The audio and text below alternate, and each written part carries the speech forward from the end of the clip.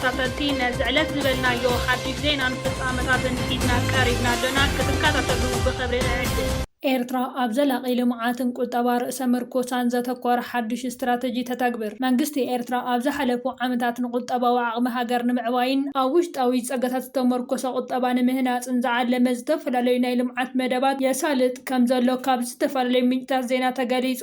ኤርትራ ካብ ዘለዋ ሰፊሕ ባህርያዊ ፀገታት ዓውዲ መኣድን ሓደ ካብቶም ቀንዲ መእታዊ ኣታዊታት ኮይኑ ይቕፅል ኣሎ። ብፍላይ ኣብ መኣድን ወርቂ፣ ነሓስን ዚንክን ዝነጥፍ ዘለው ኩባንያታት ከም ቢሻን ኩለሊን ንቁጠባ ኤርትራ ዓብይ ደገፍ ይኾና ከም ዘሎ ተሓቢሩ። ፕሮጀክት ፖታሽ ኩለሊ ኣብ ዝቀረባ ግዜ ናብ ሙሉእ ፍርያት ምስ ዝሰጋገር ንኤርትራ ሓንቲ ካብተን ዓበይቲ ለኣኽቲ ፖታሽ ካብ ዓለም ከም እትኸውን ይግመት። መንግስቲ ኤርትራ ምውሓስ መግቢ ከም ሃገራዊ ቀዳምነት ብምሓዝ ኣብ ዝተፈላለዩ ከባቢታት ሃገር ዓበይቲ ግድባትን መስኖታትን ክሰርሕ ጸኒሑ እዩ። እዚ ስራሕቲ እዚ ንሕርሻዊ ፍርያት ንምዕባይን ካብ ዝናብ ጥራይ ንዝምርኮስ ሕርሻ ናብ ዝተረጋገፀ መስኖ ንምስጋር ዝዓለመ እዩ። ኣብ ከባቢታት ከም ጋሽ ባርካ ተመስረቱ ዓበይቲ ናይ ሕርሻ ፕሮጀክትታት ንፍርያት እኽሊ ኣሕምልትን ፍረታትን ብምውሳኽ ንቁጠባ ምንቅስቓስ ገጠር ሓጋዚ ይኸውን ከም ዘሎ ተሓቢሩ። ብተወሳኺ ስትራቴጂያዊ ኣቀማምጣ ኤርትራ ኣብ ቀይሕ ባሕሪ ንቁጠባ ዕድላት እታ ሃገር ዓብይ ረብሓ ዘለዎ እዩ። ወደባት ምጽዋዕን ዓሰብን ንምሕዳስ ዞባዊ ንግዲ ዝያዳ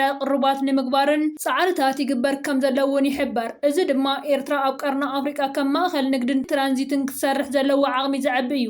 ኤርትራ ኣብ ዘላቒ ቁጠባዊ ዕብየት ንምብጻሕ ኣብ ሰብኣዊ ፀገታት ቴክኖሎጂን ታሕቲ ቅርጽን እትገብሮ ዘላ ወፍሪ ንመጻኢ ዕድላት ቁጠባ እታ ሃገር ተስፋ ዝህብ ምዃኑ ካብ ሚኒስትሪ ዜና ኤርትራን ዓለም ለኻዊ ትካላት ቁጠባን ዝተረኸበ ሓፈሻዊ ሓበሬታ የመላኽት። ላዕለዋይ በዓል ስልጣን ሰልፊ ሪፐብሊካን ዋሽንግተን ምስ መሪሕነት ማሕበር ኤርትራውያን ተራኺቡ ተመያይጡ። ኣባል ሃገራዊ ኮሚቴ ምክትል ኣቦ እምበር ፋይናንስን ሰልፊ ሪፐብሊካን ግዝኣት ዋሽንግተን ዝኾነ ማቴው ፓትሪክ ቶማስ ምስ ኣባላት ቦርድን መራሕቲ ማሕበረሰብን ማሕበር ኤርትራውያን ተራኺቡ። ኣብቲ ርክብ ኣብ ከባቢያውን ሃገራውን ኣህጉራውን ጉዳያት ዝጠመተ ሰፊሕ ምይይጥ ከም ዝተኻየደ እውን ተገሊጹ።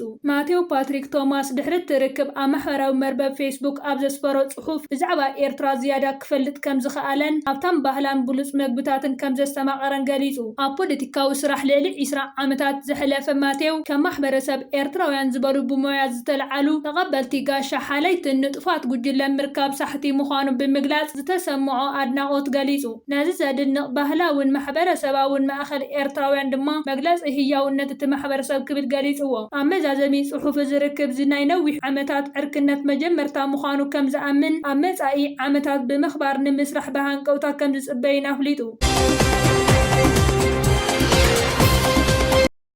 ኤርትራ ኣብ ውሽጣዊ ምርግጋእን ዞባዊ ጽልዋ ዝተመርኮሰን ሓድሽ ስትራቴጂያዊ ምንቅስቓስ ከተተግብር ከም ዝጀመረት ተገሊጹ። ኣብ ዝሓለፉ እዋን ኣብ ዞባ ቀርኒ ኣፍሪቃ ዝረአ ዘሎ ናይ ጸጥታን ፖለቲካውን ዘይምርጋእ ስዒቡ መንግስቲ ኤርትራ ውሽጣዊ ምምሕዳሩ ንምሕያል ዞባዊ ስትራቴጂኡ ንምስፋሕን ዝዓለመ ሓድሽ ናይ ፖለቲካ ስጉምታት ይወስድ ከም ዘሎ ተገሊጹ። ፕረዚዳንት ኢሳያስ ኣፈወርቂ ነቲ ንነዊሕ ዓመታት ዝጸንሐ ናይ ስራሕ ኣካይዳ ብምቕያር ኣብ ዝተፈላለዩ ላዕለዎት ናይ መንግስቲ ጽሬታት ሓድሽ ሹመታትን ምትዕርራትን የካይድ ከም ዘሎ ተገሊጹ። ካብዚኦም ሓደ እቲ ንነዊሕ ዓመታት ኣብ ውሽጣዊ ሎጂስቲክስ ምውሃድ ሕብረተሰብን ዞባዊ ምምሕዳርን ዝነጥፍ ዝነበረ ኣምባሳደር ዓብደላ ሙሳ ዝረኸቦ ሓድሽ ሹመት ይጥቀስ። እዚ ምንቅስቓስ እዚ ፕረዚዳንት ኢሳያስ ነቶም ኣዝዮም ዝእመኑን ውፅኢታውያን ዝኾኑ ሰበስልጣን ናብ ቁልፊ ናይ ሚኒስተርነትን ዞባዊ ምምሕዳርን ቦታታት ብምምዳብ ውሽጣዊ ሰንሰለት ዕዮ መንግስቲ ንምሕያል ዝገብሮ ስጉምቲ ምዃኑ ተንተንቲ ይገልጹ።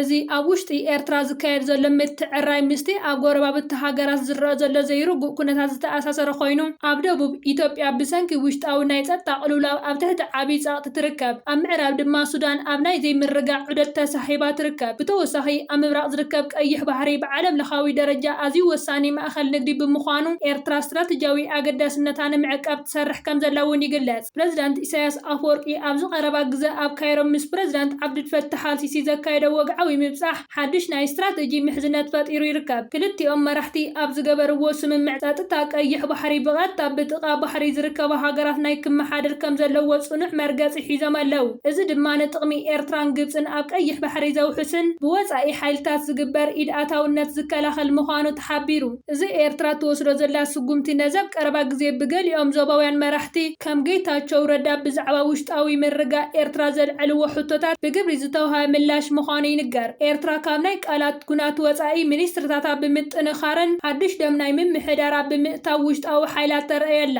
ኤርትራ ኣብዚ እዋን እዚ ነቲ ካብ ወጻኢ ዝመጽእ ጸቕጥታት ንምምካት ናይ ምክልኻል መንደቕ ተሃንጽ ከም ዘላ ተንተንቲ ይገልጹ። እዚ ሓድሽ ምትዕርራይ ኤርትራ ንዝመጽእ ዝኾነ ይኹን ዞባዊ ይኹን ዓለም ለኻዊ ቡድሆታት ድልውቲ ምዃና ዘርኢ ስትራቴጂያዊ ምንቅስቓስ ከም ዝኾነ እውን ተሓቢሩ። ዝኸበርኩም ተዓዘብትና ንሕጂ ዝበልናዮም ዜናታት ኣብዚ ዛዚምና ኣሎና ኣብ ዘለኹም ሰናይ ግዜ እንዳተመነና ኣብ ዘቕፅል ቪድዮታት ክበጽሓኩም ሳብስክራይብ ዘይገበርኩም ሳብስክራይብ ክትገብሩ ብኽብሪ ንዕድም።